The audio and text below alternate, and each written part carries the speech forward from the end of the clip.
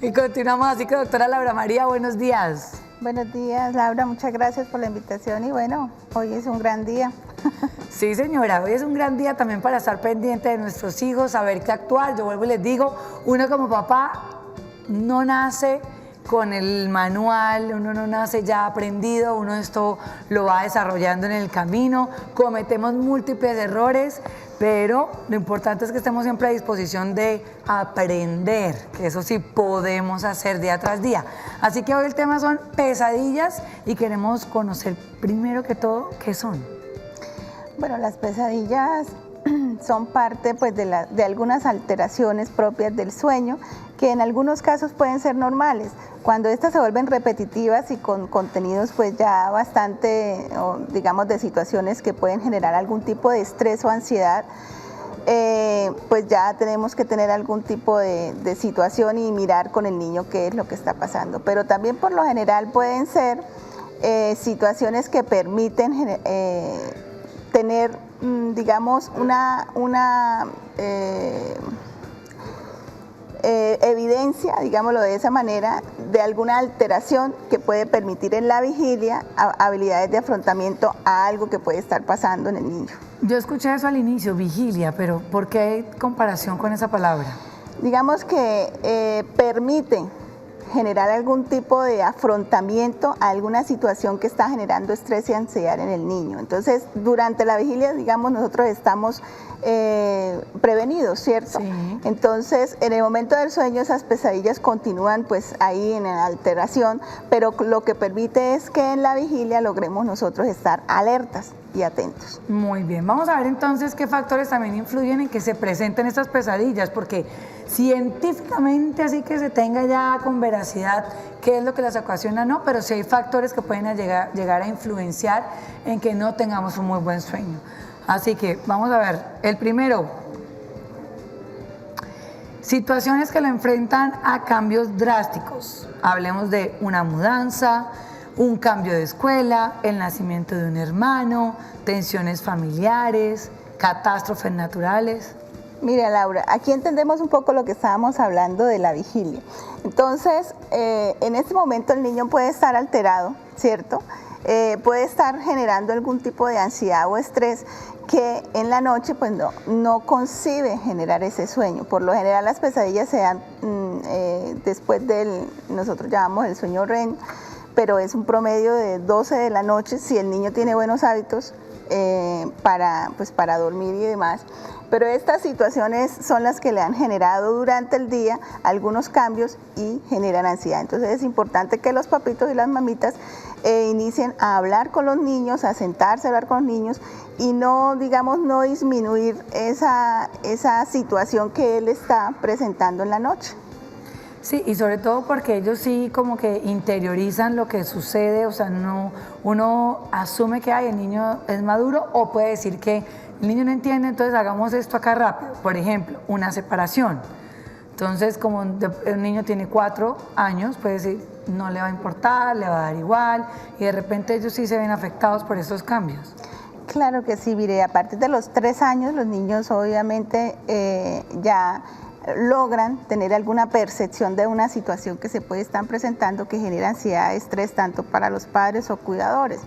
Entonces, en este tipo de casos de cambios, por ejemplo, cambios hasta de colegio, cambios de ciudad, cambios en una separación, pues es mucho más difícil para un niño, para el hijo como tal. Entonces, sí es preciso revisar qué está pasando. Si estas pesadillas o sueños se vuelven repetitivos, como lo decía, tenemos que analizar porque pues ya tenemos que mirar con más cuidado o con ayuda profesional la situación del niño. Muy bien. Y sobre todo que los pasos hay que darlos despacios cuando se habla de niños y niñas, porque una mudanza, explicar por qué es la mudanza, la llegada de un hermano, explicarles también que no les va a quitar su lugar, no lo van a desplazar.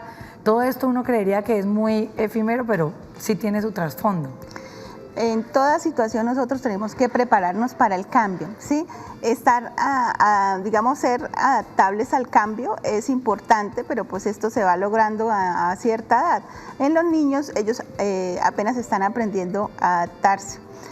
que es fácil, para ellos es mucho más fácil, pero sí tienen una previa preparación. Entonces hay que decirles, bajarnos a nivel del niño, explicarles la situación, que ellos también nos entiendan y asimismo también entenderlos. Por ejemplo, llevarlos al sitio donde vamos a vivir nuevamente en el caso de una mudanza. Este es tu cuarto, aquí vas a estar, bueno, como explicarle y describirle lo que está sucediendo. El cambio de colegio es exactamente igual. Este es el colegio, pasarlo, llevarlo. Hacer como esos acercamientos progresivos que el niño pueda desarrollar esas habilidades de afrontamiento y poco a poco pues él vaya asimilando este cambio de manera normal. Muy bien, vamos a seguir viendo qué otros factores influyen en esas pesadillas. Y viene el de un accidente o una lesión. Bueno, en este caso cuando tenemos algún accidente, todo depende del grado del accidente, ¿no? Porque si las pesadillas son recurrentes, ¿sí? Puede ser derivado de un estrés postrauma. Cuando tenemos ya un estrés postrauma ocasionado por algún tipo de situación que le generó a él una ansiedad y obviamente pues este estrés sí es necesario una ayuda profesional. Y en el caso de una lesión pues puede ser que el niño esté viviendo lo que pasó durante el día y está desarrollando esas habilidades de afrontamiento propias de nosotros, porque al sueño, cuando nosotros logramos concebir el sueño, pues nuestro sistema nervioso todavía está activo, ¿sí? Entonces, esto permite pues también nosotros tener un tipo de alerta, ¿sí? Y no tener un sueño tan profundo como en el caso de un coma inducido, por ejemplo. Entonces, nosotros siempre vamos a estar alertas, aun cuando logremos un sueño REM profundo. Y fíjense que, por ejemplo, en accidentes o lesiones, una vez un carro me chocó y en ese carro iba un niño y el niño se baja llorando porque han saltado muchos vidrios y de repente ese choque tan fuerte puede también generarle temores en las noches, no dormir tranquilo, sentir que va a venir un carro, sentir que está en situación de peligro. O sencillamente cuando un niño se cae y se parte un brazo, se parte una pierna, se abrió la cabeza, eso también hace que él cree ciertos temores porque no sabemos qué fue lo que hizo que se tropezó, se cayó de un segundo piso y esas situaciones como tan que uno creería que, ay no, eso nunca me va a pasar, pasan. Y esto sí tiene como el efecto sobre los niños. Sí, claro, porque ellos generan, cuando hay un estrés post-trauma, pues obviamente sí necesitamos la ayuda de un profesional para que logre hacer, por ejemplo, empezar con relajación progresiva, papitos. Nosotros podemos lograr que el niño, si en el momento en la noche se despierta, no decirle no pasó nada, ¿sí? Sino más bien preguntarle qué soñaste, ¿sí? Que describa el sueño, que describa esa pesadilla. ¿Para qué? Pues para brindarle al niño el contexto de la situación y poderle decir, no fue cierto, eso fue una pesadilla, pero antes escucharlo, ¿sí? No cerrar completamente y bloquear completamente lo que el niño está sintiendo y lo que el niño está viviendo. ¿Por qué? Porque es propio de alguna ansiedad, algún estrés que vivió durante el día. Muy bien, bueno, y cerramos los factores con este último.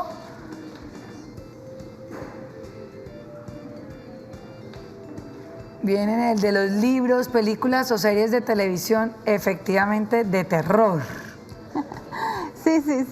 Por ejemplo, es fatal permitir que el niño antes de dormir vea películas de terror o vea series que le causen algún tipo de miedo o ansiedad. ¿Por qué? Porque efectivamente el niño se va a despertar con esa ansiedad y con esa angustia, ¿sí? Va a llorar, ¿sí? O bueno, simplemente se va a despertar y decir tengo miedo.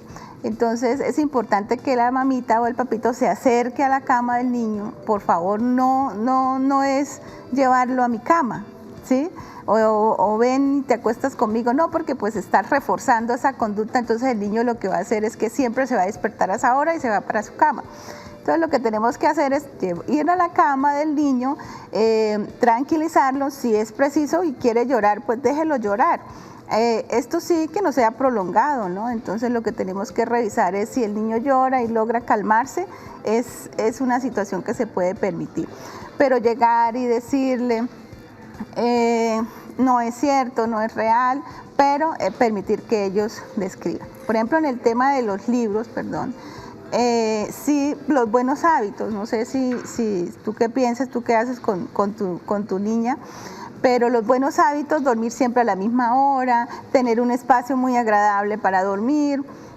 A partir de los 3 años, por ejemplo, si tú quieres darle un objeto a tu hijo o a tu hija, de apego, entre comillas, está bien, porque eso permite pues que él se sienta un poco más seguro y vaya adquiriendo ese hábito de dormir también solito y pues mucho más tranquilo y con seguridad. Muy bien, bueno, ahora sí vamos también a analizar qué tipos de trastornos o afectaciones pueden tener los niños y niñas en las noches. Vámonos con esas cajas digitales y comenzamos efectivamente por pesadillas, que era la que ya veníamos hablando, entonces acá sí la pasamos un poco más rápido. Abrimos la primera y dice pesadilla, ¿qué hacer cuando hay una pesadilla? 1, dice tranquilizarlo y explicarle que no es real lo que vivió en sus sueños. 2, pídele que te cuente lo que soñó.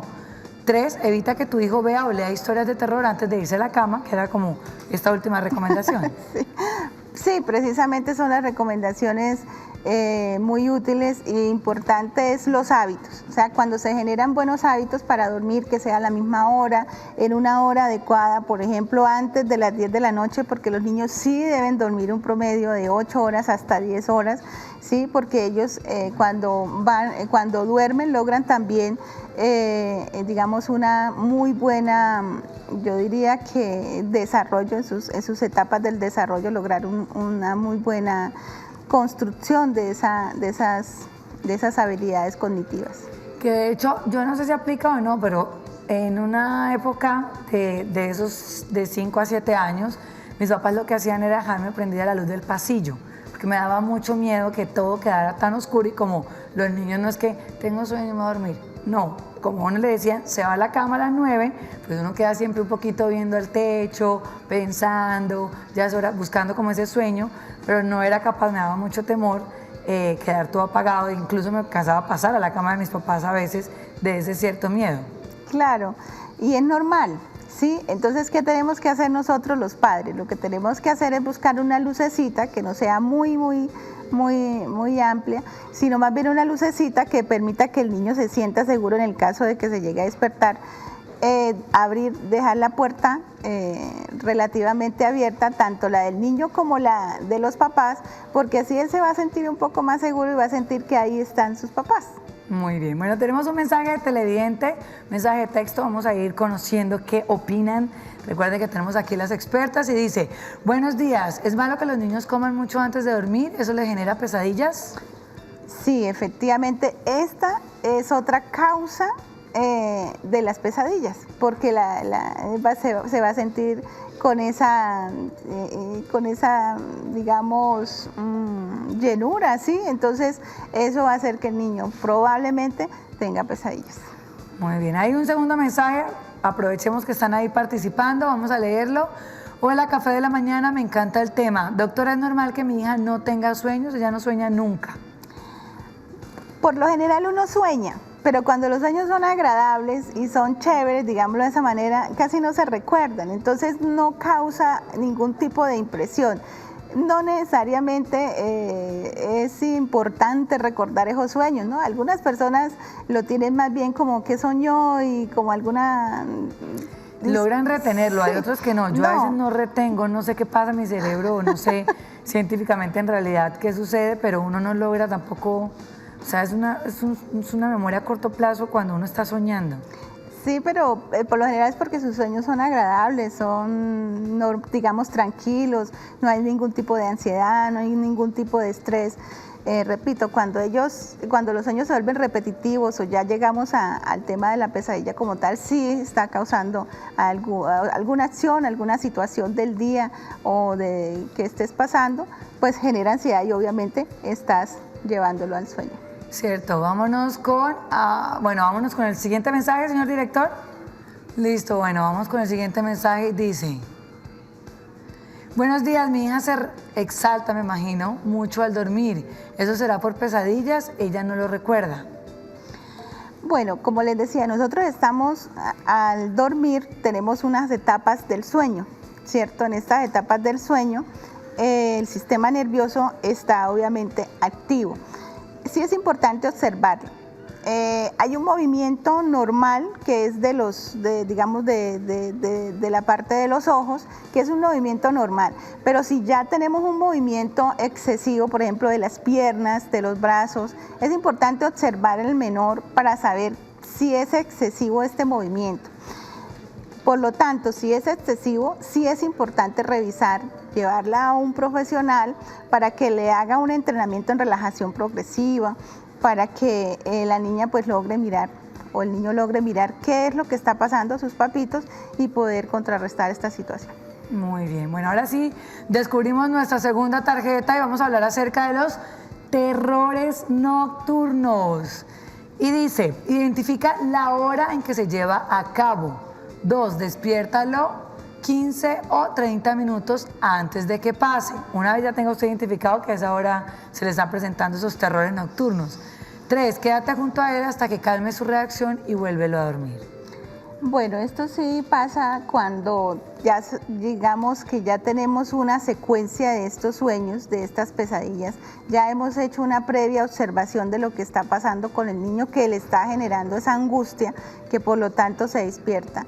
Despertarlo yo diría que hace parte como de ese entrenamiento que el profesional puede recomendar, más sin embargo es mejor tener una orientación efectiva de un psicólogo para hacer este tipo de entrenamientos, porque pues si tú lo haces, digamos, de acuerdo pues a ese instinto que uno tiene también de mamá o de papá, y logra corregirlo, pues bien, está bien, pero si tú ves que no logras corregirlo con esas acciones y con estas, digamos, con este entrenamiento, quiere decir que es mejor llevarlo al psicólogo.